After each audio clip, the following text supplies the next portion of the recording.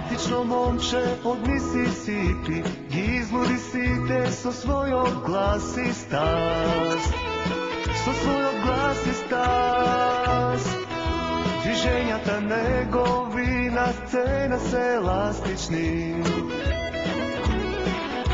Gi ponude site lugevo sveto i stari i mladi so tvoja ta muzika. I filmovite ostavi traje belek za site vreminja. По овие фини звуци, време е да ве запознаеме со струмичанецот Коста Бургов. Јас сум Коста Бургов од Струмица.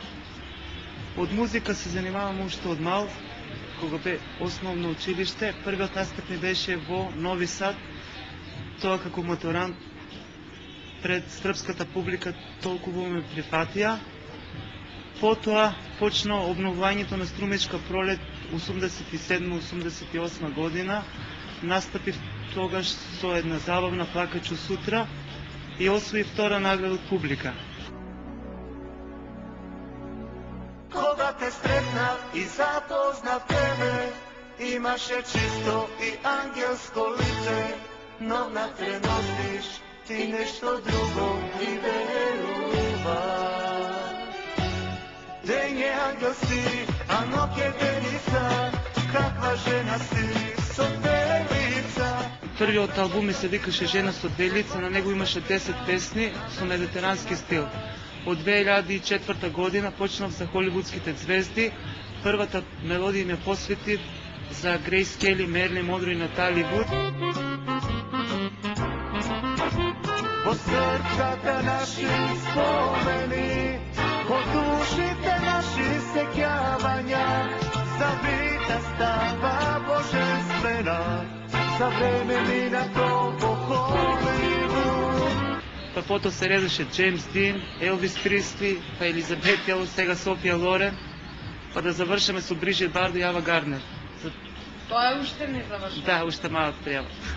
Глумице прекрасна, кралица Елизабета, со Оскар си овенчана, вечно ке остане славна. Тие ми се мене најумилените, мислам глумици за сите времења, класика што остануваат вечно. Сакав малце менатото да го доловам на младата генерација, бидејќи да видат колку е било убаво, мислам, минатото со тие прекрасни глумици, што мислам секој се восхитува кога ќе ги гледа, нивната природна убавина, нема на ништо вештачко на нив.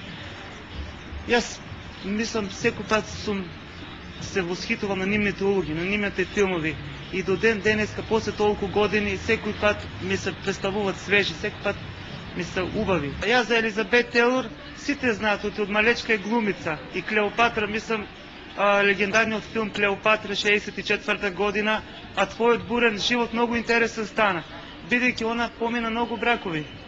Имаше лилјакови очи, мислам, неизините очи се лилјакови, не секојдневни. Инспирација, мислам, со текстови што имам читано за неизиот приватен живот и право со своји зборови, мислам, си напишав и текстот. Од малечка глумица беше и Клеопатра стана, а твојот бурен живот многу интересен стана. Имаше лилјакови очи, светли магични, а твојот убав лик сите не восхитува. Сеќавање малце ги подсекам ги од Грейс Кели, Натали Вуд, бидејќи они трагично загина, мислам. И од собраќајка неспрека Грейс Кели загина, Натали Вуд исчезна на бродот и не се знае, мислам, мистерија и до ден денеска за незината смрт не се знае. Малце сакам да ги опеам сеќавање, малце да се сеќават старата генерација и младите.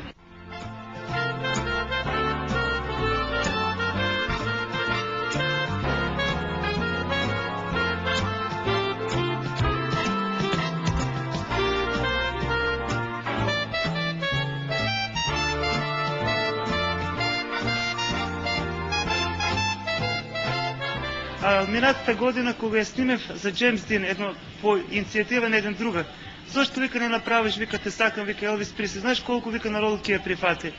Прво викам, шо знам, викам дали ќе, и почнав, окопав од неговиот приватен живот и почнав, мислам, со своји зборови. Елвис Пресли кога почнал симпатично момче од Мисисипи, мислам, Елвис Пресли кога почнал со неговата кариера бил убав, привлечен за народот и така.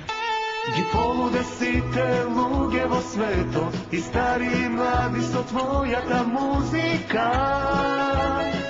И филмовите остави траен белег за сите времиња. Кога те сретнав и запознав тебе, имаше чисто и ангелско лице, но внатре носиш ти нешто друго, ти верува. Ден е ангел си, а ноќ е деница, каква жена си, со две лица. Во светлоста си зрак, со златна светлина, на месечината си темнина. Во ова песна секој може да се најде. Кога те запозна тебе, имаше ангелско лице, но внатре скриено носиш сосема нешто друго. Имам желба некој пат. Да отидеш барем еден ден. Сакам, многу имам желба да го посетам булеварот на славните. Песните се тетлувани на англиски. Сакам да ги пуштам фановите на Елвис Пресли, фановите на Елизабет Тейлор, ако можам. Јас сега спотот сеќавање за Грейс Кели, Натали Вуд и Мерлин Монро ја пратив на принцезата Каролина, на керката на Грейс Кели. Па ќе видиме каков одговор ќе добијам. Звездите не згаснуваат, ружите не свенуваат, остануваат во нашите срца. Грейс Кели, Мерлин Монро и Натали Вуд.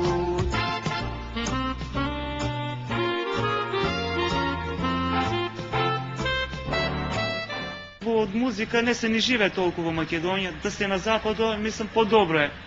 Тука се сам се трудам. А позади секој пејач, мислам, стои менеджерски тим, а позади Коста сам си стои, колку ще може сам.